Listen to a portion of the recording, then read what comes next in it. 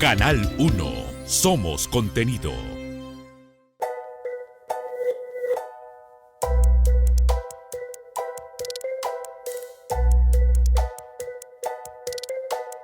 Bienvenidos a un segmento más de Health and Innovation, programa de Canal 1 Somos Contenido, en el cual damos absoluta importancia a la ciencia, tecnología e innovación para salud en el marco de los campos de la ingeniería clínica, ingeniería biomédica, gestión de tecnología, planeamiento de tecnología. En esta reunión tengo el agrado de compartir una entrevista con nuestro colega, el ingeniero René Mitma. Él es presidente del Comité de Tecnología para la Salud en el Consejo Departamental de Lima, del capítulo de Ingeniería Electrónica en el Colegio de Ingenieros del Perú. Muy bienvenido, René, tenerte en esta reunión justo en la semana de la celebración global de la gestión de tecnología en salud. Y vamos a dar comienzo a la primera pregunta para tu amable respuesta y contribución. El ventilador pulmonar es una tecnología o una de las tecnologías esenciales en la pandemia. René, ¿cuáles son dos aspectos importantes que tú señalarías en el aseguramiento de la calidad de este dispositivo médico, específicamente en el contexto de la UCI? Bueno, estamos viviendo una coyuntura de emergencia a raíz del COVID-19 y en ese contexto la ventiloterapia se torna en un punto muy crítico en cuanto a la terapia de los pacientes que llegan al estadio extremo, digamos. Debido a que el COVID-19 es un potencial productor de neumonía y la mayor parte de pacientes que llegan a un proceso ventilatorio prácticamente llegan con el síndrome de deficiencia respiratoria aguda, que es patológicamente hablando un extremo del problema respiratorio y prácticamente es la causa de la mortalidad en los pacientes que llegan a UCI incluso. Entonces, en ese contexto, el ventilador juega un papel muy importante, la calidad del ventilador. Y eso tiene que ver con la confiabilidad del equipo y también con la, digamos, con el performance y sobre todo con la posibilidad de manejar varios modos ventilatorios, ¿no?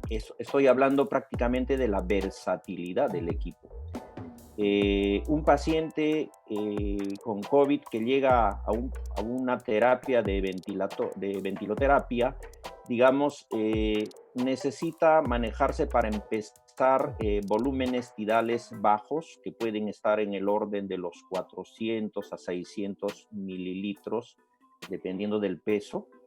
Y sobre todo hay un factor crítico en ventiloterapia que tiene que ver con la presión meseta. Es una presión clave que los médicos suelen mirar mucho y cuidar mucho porque esta presión meseta debe estar por debajo de los 30 centímetros de agua, que es la unidad de medida en ventiloterapia cuando va uno a ver la presión o las presiones.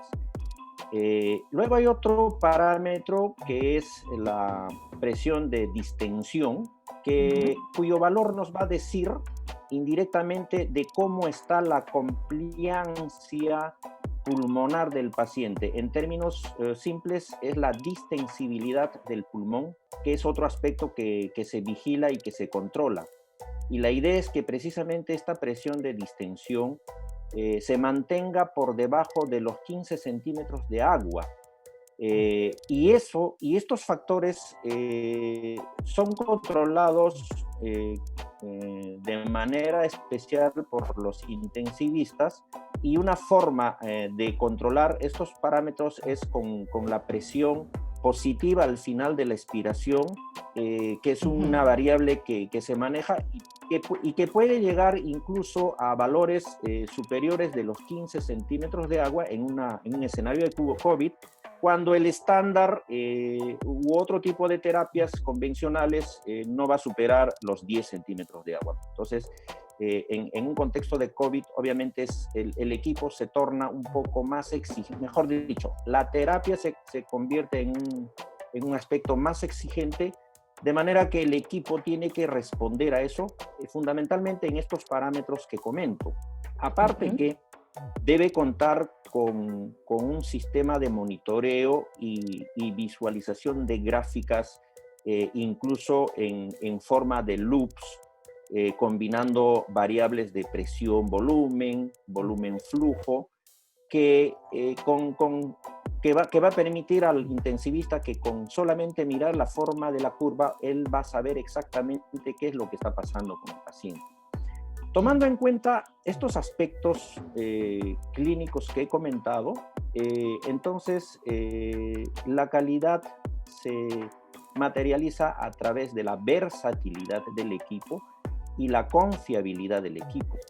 Y aquí tiene que ver entonces la calidad del equipo que permite hacer este tipo de terapias exigentes y la confiabilidad, porque imagínate un ventilador que falle precisamente en el transcurso de una terapia que puede tomar incluso 15, 16, 18 o más días. O sea, no es un proceso corto, es un proceso bastante largo.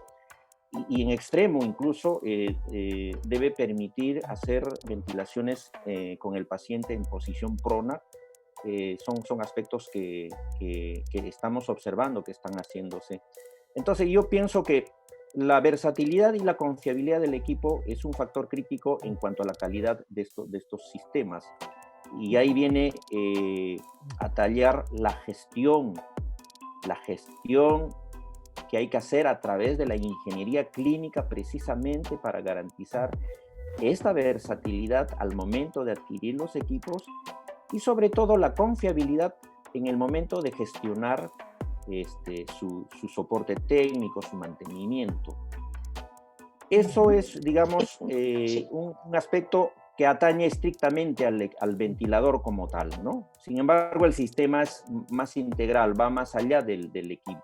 Exactamente. Hablando de este ventilador en particular y el contexto del COVID, justamente lo que mencionas hace más evidente la contribución y la simbiosis entre el médico y el ingeniero clínico, porque todos estos aspectos que has mostrado que funcionan y deben funcionar como un sistema, solo en el aspecto del aseguramiento de la calidad, requieren un monitoreo integral, ¿no? En donde estos dos campos de profesión se dan perfecta contribución y colaboración en beneficio del paciente. Muy interesante.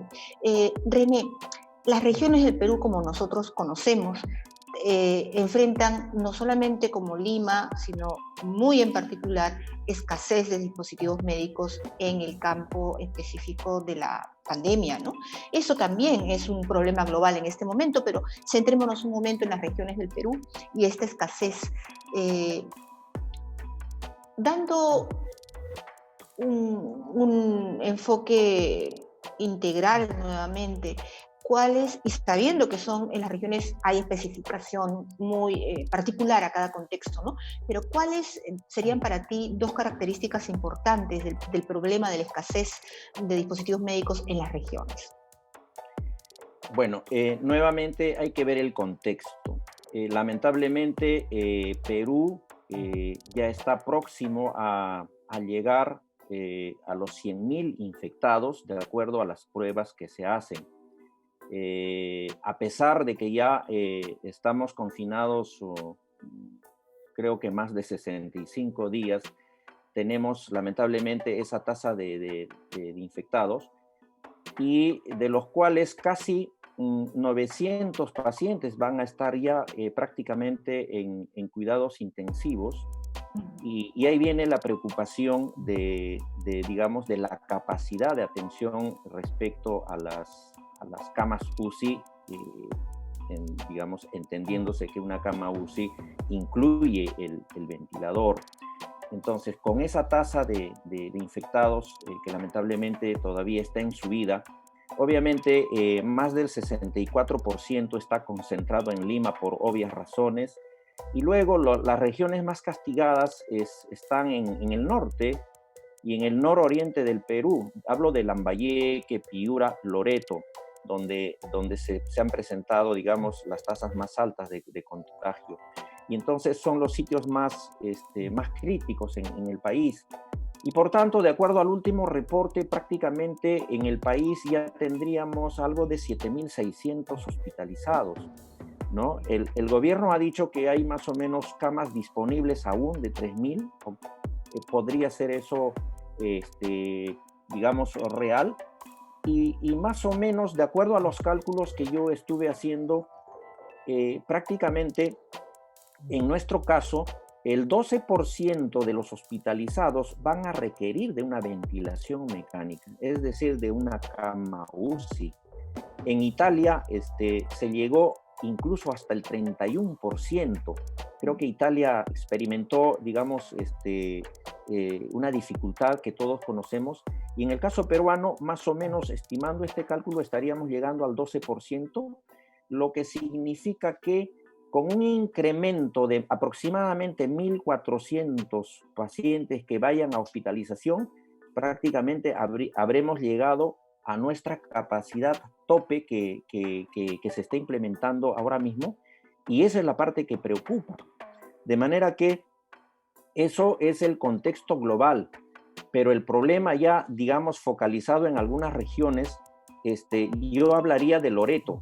En Loreto prácticamente hay una demanda de más o menos 70 camas UCI con sus ventiladores y solamente hay, sumando todas las posibilidades, un poco más de 20.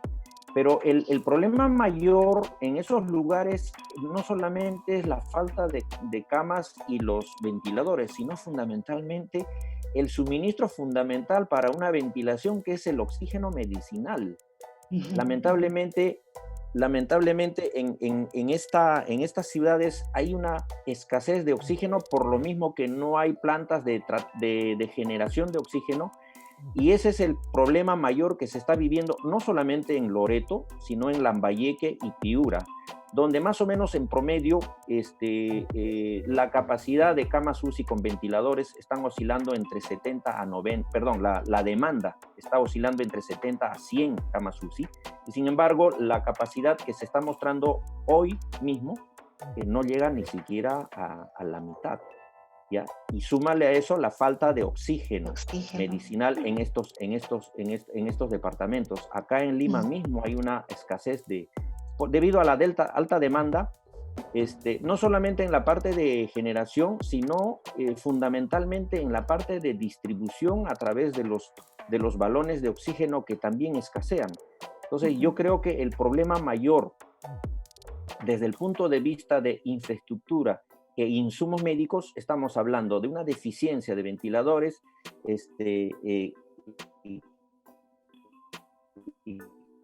¿cómo se llama?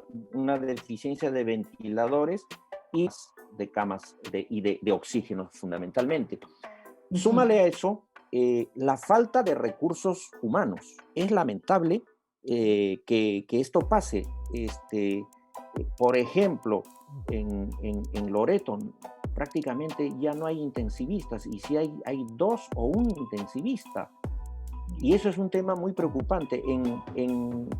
Por ejemplo, en Lambayeque tengo entendido que los intensivistas no pasan de 5 en toda esa región.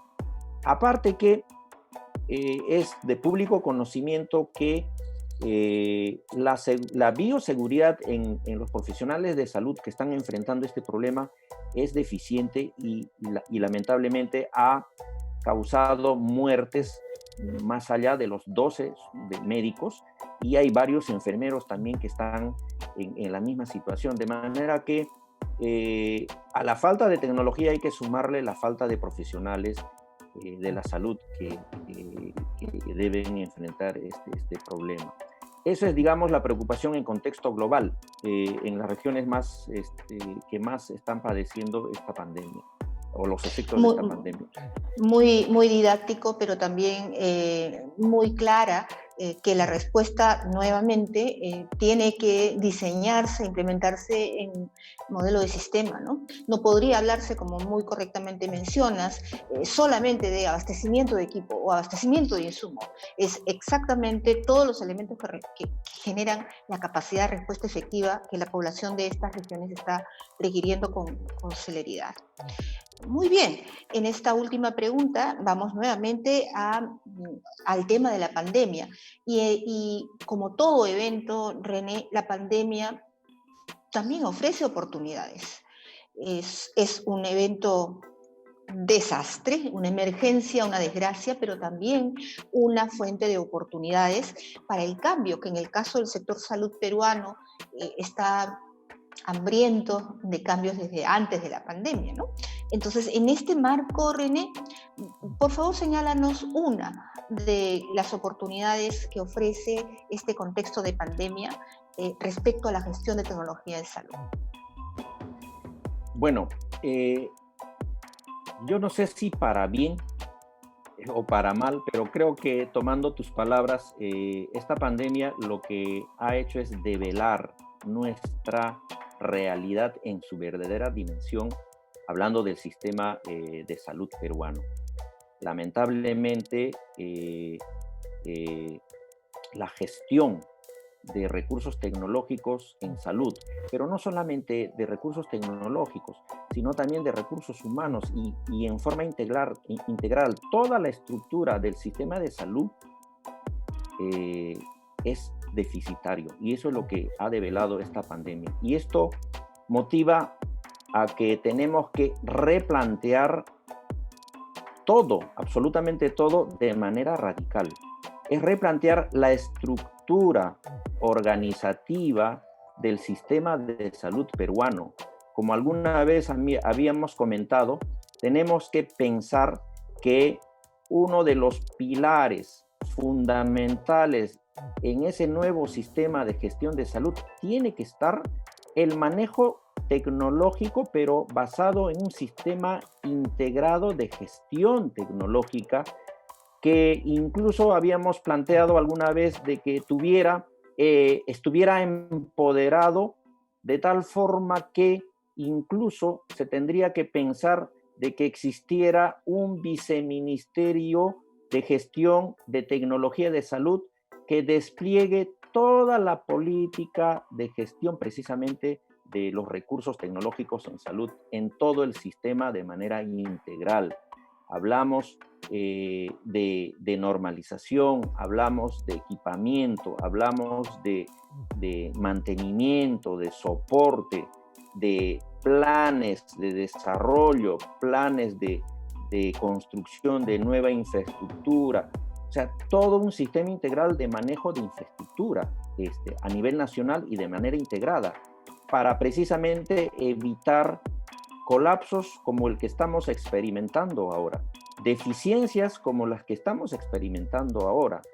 Y en ese contexto, la interoperatividad, ¿no?, tiene que desarrollarse de la mano con las tecnologías de información y comunicaciones, que son factores clave para todo éxito en el desarrollo de un sistema de salud. De manera que la oportunidad está planteada. O sea, ¿qué más tendría que pasar para no darnos cuenta todo lo que tenemos que cambiar y desarrollar? Pero es de manera radical. De manera que uno de los puntos críticos, tomando en cuenta la trilogía que alguna vez comentábamos, que es la parte médica, los pacientes y la parte tecnológica, obviamente tienen que engranar perfectamente de una forma integrada, bajo una gestión integrada. Y eso es lo que tenemos que hacer y es lo que se presenta como oportunidad, pero no solamente relacionado a la tecnología, sino también relacionado a los recursos humanos clínicos. Uh-huh. Ya vemos que tenemos carencia de intensivistas. tenemos carencia y así, si hoy día se ha develado la carencia de intensivistas porque el COVID tiene que ver con ese tipo de terapias, hablo de la ventiloterapia, de la misma forma carecemos en el país de radiólogos, de ginecólogos, de neurólogos, de todas las especialidades. En realidad tenemos una carencia tan grande que no solamente es el lado tecnológico, sino también es el lado de recursos humanos. Y ahí tiene mucho que ver no solamente las universidades, sino el Estado y todas las instituciones involucradas en desarrollar tecnología y también recursos humanos. Y hablando de tecnología, las universidades tendrán que jugar un nuevo rol en adelante, ¿no? Me gustaría que las universidades se queden con el trabajo intenso de desarrollar investigación en la fabricación y diseño de ventiladores. O sea, si esa dinámica fuera un estándar, no solamente en ventiladores, sino en otro tipo de equipos, yo me imagino que en 10 años tendríamos nuestra propia tecnología. Tendríamos una tecnología endógena y las universidades estarían jugando un rol muy protagónico en el desarrollo tecnológico del país. Hablo de la parte de tecnología. Y si eso mismo se hace también en la parte de recursos humanos, en verdad no tendríamos nada que envidiar a los países desarrollados. Entonces, eso es lo que tenemos que hacer y hacia eso va el cambio y yo creo que esta pandemia lo que nos dice es motívense y empiecen a actuar hacia ese desarrollo. Es lo que nos toca hacer en este contexto. Muchas gracias. To the first question about the ventilator and how much important is to determine two aspects for quality assurance. Engineer René Miedma stated very clearly this is a division between two aspects. One specifically about the medical device, the ventilator, but not just the ventilator as itself, but looking the management of the supply chain, and also what are the kind of standards on which this staff, health staff, technical staff is working around the management of the ventilators. So we are talking about a process, an integral process, which is making the best for the patient and the health staff, using the ventilator as one of the essential technologies for the COVID situation. In the second question, the regions in Peru, as in the capital city, but also as other countries are experimenting now, deficiencies, not just enough amount of number of medical devices. And what, in his opinion, there are two aspects to face in this difficult situation. And he provides the example of the north, the regions of the north, and some of in the forest, which is Loreto. Two aspects to determine in this situation.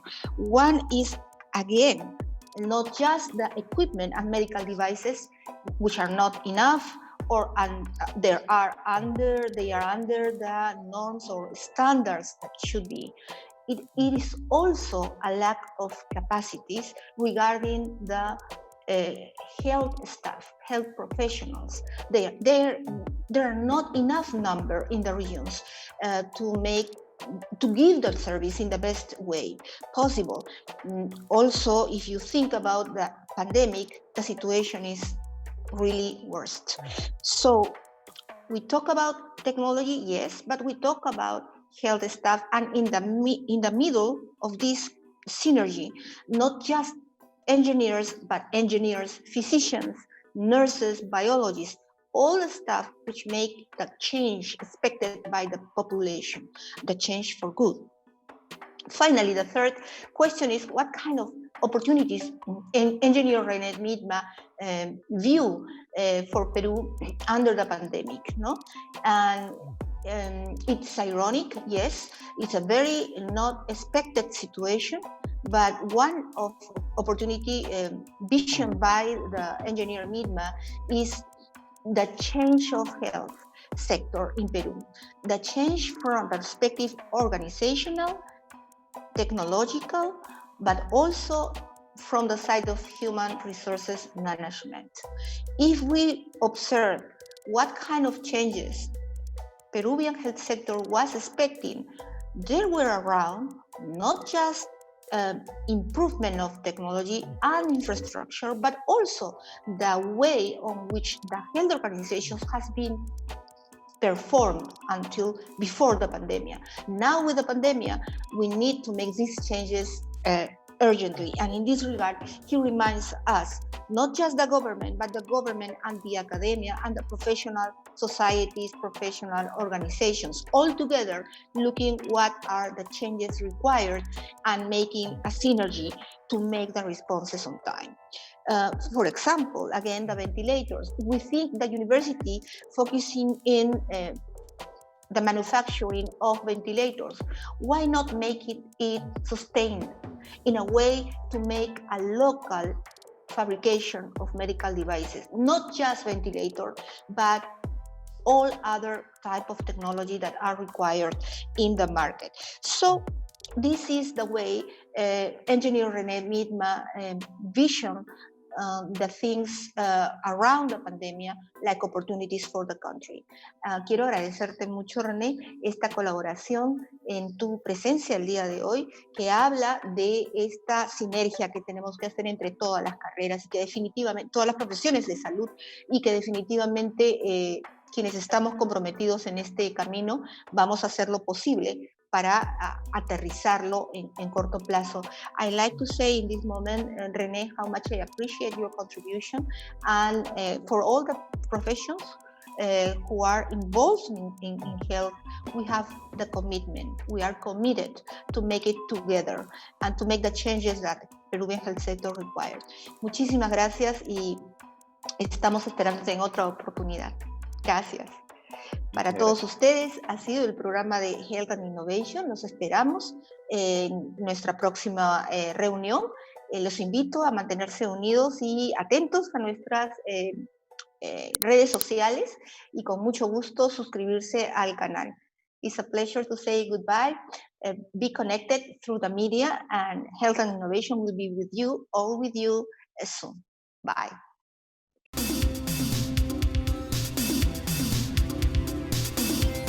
Canal 1. Somos contenido.